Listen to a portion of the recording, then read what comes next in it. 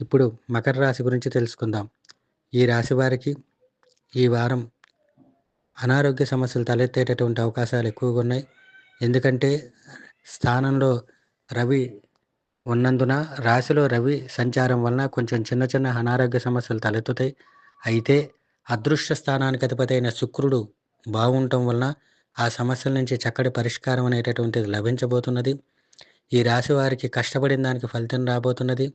గృహంలో శుభకార్యాలు జరగటం, అదేవిధంగా గృహంలో స్థిరాస్తులు కొనుగోలు చేసేటటువంటి యోగ్యత బాగుంటుంది. సమయానికి ధనం చేతికి అందుతుంది. ఆర్థికంగా మంచి కలిసి వచ్చే కాలంగా చెప్పవచ్చును. గతంలో చేసిన రుణాలు తీరేటటువంటి అవకాశాలు, స్థిరాస్తి కొనుగోలు చేయటం, ధనపరంగా బాగుండటం, ఉద్యోగపరంగా ఇంక్రిమెంట్ల రూపంలో లబ్ధి చేకూరటం, చేసేటటువంటి వృత్తిలో పేరు ప్రఖ్యాతులు లభించడం అనేటటువంటివి జరుగుతాయి. షేర్ మార్కెట్ల పరంగా చాలా బాగుంటుంది. అదేవిధంగా ఎవరైతే పార్ట్నర్షిప్ బిజినెస్లు చేస్తున్నారో వారికి బాగుంటుంది. ఉద్యోగస్తులకు కూడా ప్రమోషన్లు వచ్చేటటువంటి అవకాశాలు ఎక్కువగా ఉన్నాయి. ఎవరైతే రాజకీయ రంగంలో ఉన్నారో వారికి కూడా అనుకూలమైన వాతావరణం గోచరిస్తున్నది.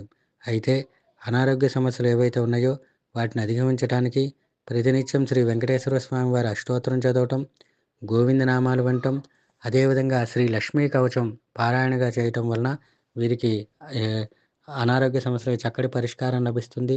అదేవిధంగా ఆరోగ్యం చాలా బాగుండటం అనేటటువంటిది జరుగుతుంది. ఆర్థికంగా బాగా కలిసి వచ్చే కాలంగా చెప్పవచ్చును. విద్యార్థులకు పట్టిందల్లా బంగారంగా ఉండేటటువంటి అవకాశాలు ఎక్కువగా గోచరిస్తున్నాయి. ప్రతి విషయంలో తొందరపాటు లేకుండా చేయటం వలన ఈ రాశి వారికి మంచి శుభ ఫలితాలు అనేటటువంటివి గోచరిస్తున్నాయి.